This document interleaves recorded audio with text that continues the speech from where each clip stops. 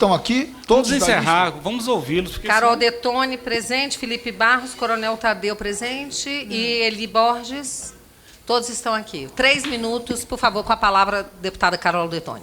Excelentíssima presidente e membros, juristas, convidados. Quero me voltar aqui, sobretudo, ao povo brasileiro que assiste esses momentos graves que estamos vivendo no nosso país. Não haverá futuro para o Brasil sem a reforma da Previdência. Sem a reforma da Previdência, haverá um colapso em breve e os nossos filhos e netos não terão mais como viver no nosso país. Porque hoje, de todo o orçamento da União, das despesas primárias obrigatórias, cerca de 50% são usados só para a Previdência. O orçamento voltado para a Previdência já é por demasiadamente grande, é muito maior do que é investido em saúde, segurança e educação. E não bastasse isso, nós já temos um rombo anual de cerca de 300 bilhões de reais por ano. E esse rombo só vai aumentando ano após ano. De modo que, em 2031, praticamente todo o orçamento brasileiro estará comprometido com a Previdência. Então, o governo Bolsonaro e todos os que estão envolvidos nessa reforma, ao fazer essa proposta, estão comprometidos com a mudança, com o futuro do Brasil.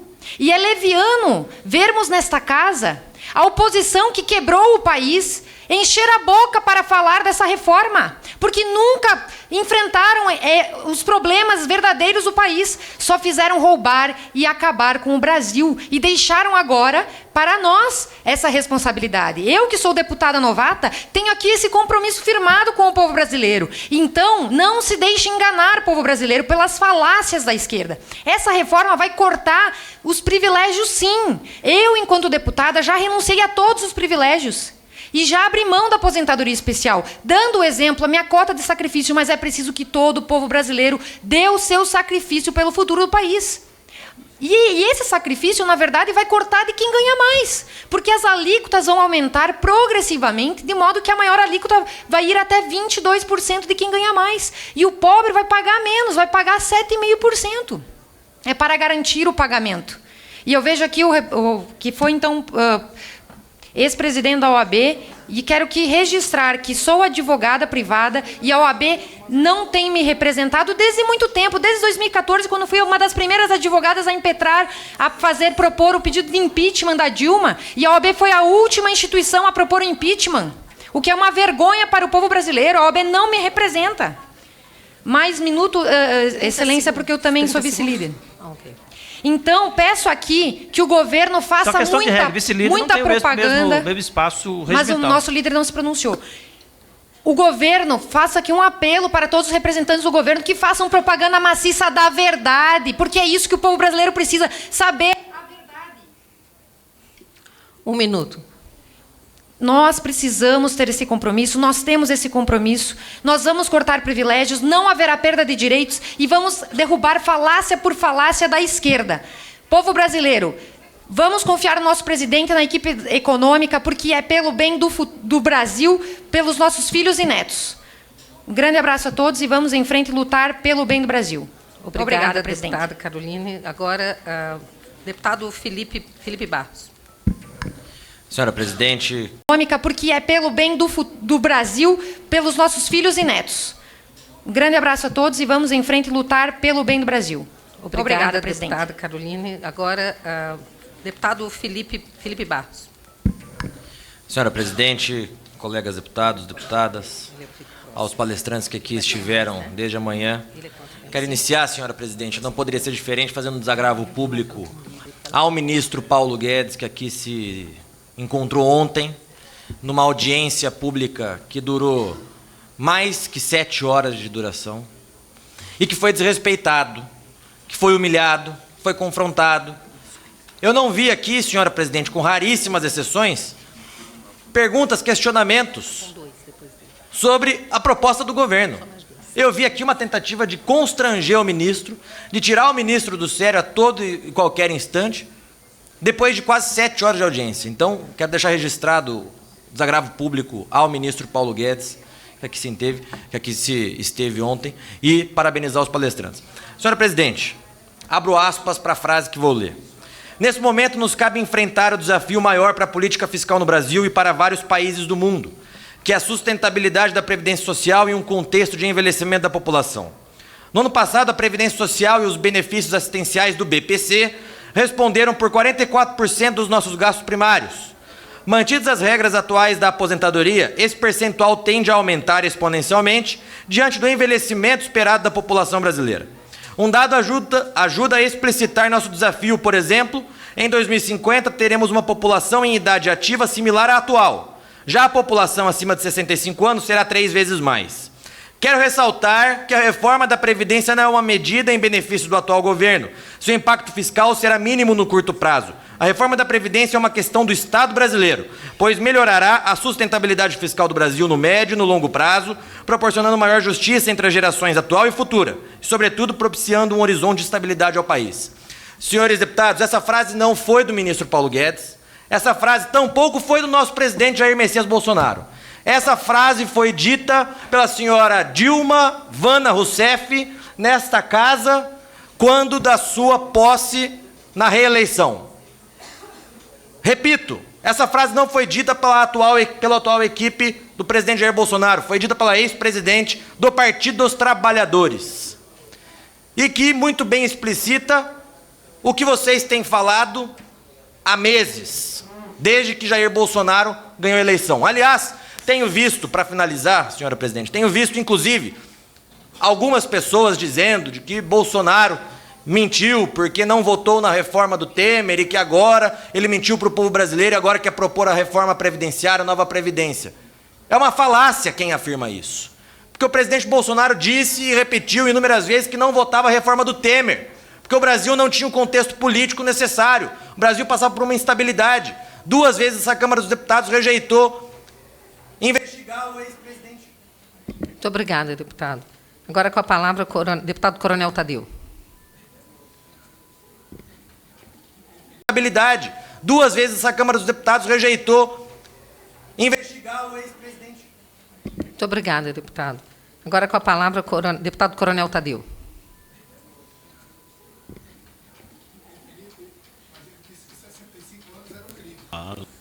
Naquele contexto. Agora sim. Será crescido o tempo da liderança do PSL, presidente? Já está acrescido. Perfeito. Muito obrigado. Senhor presidente, o PSL já falou como líder. Não, não tem. O Coronel Tadeu é o líder. Eu acredito que não, que era eu que estava inscrito. Ele estava ok. desde o Era eu. Os demais não utilizaram, viu, deputado? Obrigado. Primeiro, cumprimentar todos os convidados, dar parabéns pela exposição. O assunto é a constitucionalidade, mas não vou dizer infelizmente não, porque cresceu muito ao debate. Felizmente também se entrou um pouco no mérito.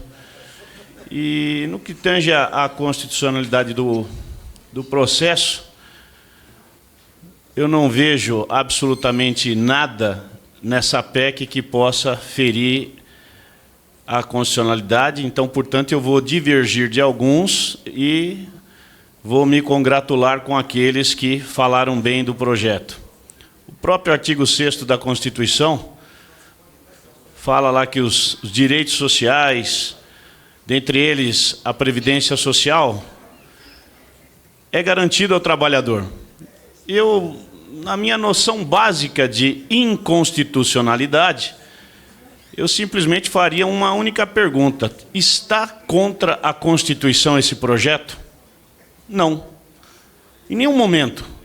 Pode rebater artigo por artigo, pode rolar artigo por artigo em todo o seu escopo, e o projeto não tira absolutamente nada, não vai ao encontro de absolutamente nada que está na nossa Constituição.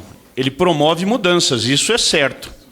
Promove algumas mudanças para o bem, vamos frisar, bem, muito bem, que é para o bem da nossa sociedade que isto está sendo feito. Então, descartada essa questão da constitucionalidade, que eu tenho certeza absoluta, não sei se no dia 17 ou não posso dizer, devido à agenda da Comissão de Constituição e Justiça, mas em breve nós teremos essa primeira fase da PEC 6 vencida com folga dentro da Comissão de Constituição e Justiça. Haverão outros debates que se seguem, outras audiências que foram solicitadas, e cada vez mais teremos a oportunidade de esmiuçar, principalmente, os números, os dados que estão sendo cobrados, e aos poucos eles vão aparecendo. É natural que haja um esforço muito grande, tanto do governo como da própria comissão, e principalmente quando esse projeto entrar na comissão especial, aí sim nós vamos ter a oportunidade de abrir livros e mais livros e chamar muito mais pessoas para contribuir ao debate, e aí nós vamos ver realmente o tamanho do rombo que o Brasil está. Eu não estou preocupado com o rombo da Previdência, não. O rombo da Previdência ele é pequeno em relação ao o legado que o presidente Jair Bolsonaro está recebendo. Já vem de longe a desgraça administrativa que foi submetido o nosso país, e aí nós podemos citar vários exemplos, catar qualquer jornal de qualquer dia, de qualquer mês, de qualquer ano, e nós vamos ver estampado um escândalo de corrupção nesse país, e embutido nesse escândalo está lá o desvio de dinheiro que poderia estar nesse momento na Previdência.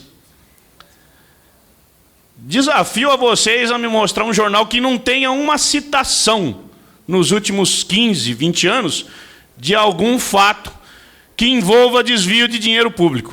Seja lá de quem for, não estamos aqui para fazer julgamento de ninguém. Só estou apenas dando uma notícia que é fato. Porque se não fosse fato, o país não estava devendo. Devendo 4 trilhões, é a soma da dívida pública hoje. É muito dinheiro, gente. Alguém consegue mensurar o que é 4 trilhões?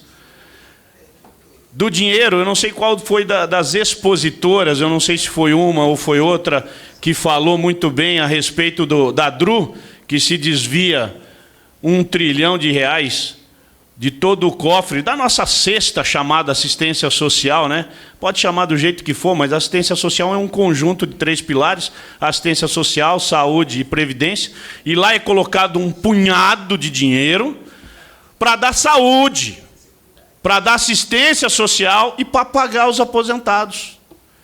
Aí me tiram R$1 trilhão, não, agora eu tenho que pagar juro, tenho que mandar dinheiro para fora, tem que pagar 19% de juro para banco. E se a gente fosse dar nomes aqui, eu resumiria para dizer assim, atual oposição. Porque foi eles que governaram o país. Então hoje, a desgraça é tão grande no caos financeiro que atravessa o governo federal, que muitos, como bem falou o líder do Partido Novo, Marcel, usam de verdadeira demagogia, e a gente tem que ser educado com as palavras, né? De verdadeira demagogia para esconder o buraco que deixaram, o rombo que deixaram no nosso país. E aí, eu me pergunto, será que nós vamos continuar com essa brincadeira de demagogia, de ficar falando aquilo do que o povo não entende? Então, o povo, para entender, é muito rápido. O Brasil quebrou, e nós estamos tentando dar um jeito de garantir a aposentadoria para eles nos próximos anos. É só isso. O resumo é isso. Quer queiram, quer não queiram, vai ser aprovado. Não vou nem me estender em relação ao que aconteceu ontem aqui na Comissão de Constituição e Justiça, mas quero falar muito bem das palavras do ministro Paulo Guedes, que tecnicamente respondeu e teve que levar para casa uma ofensa inadmissível. Espero que isso não aconteça mais.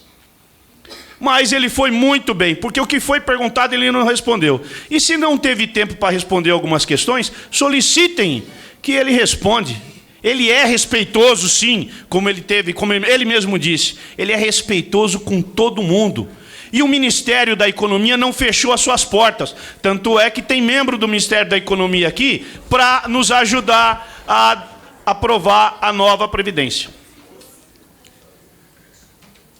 Para finalizar, senhora presidente, só gostaria de ressaltar, eu não sei quem foi que citou algumas frases.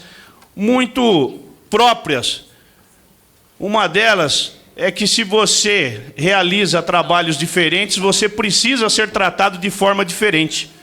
E alguém citou o exemplo do pedreiro, da diarista, e eu faço questão aqui de levantar a questão dos policiais, dos profissionais da área de segurança, dos guardas municipais, de vários funcionários que dependem única e exclusivamente do seu vigor físico.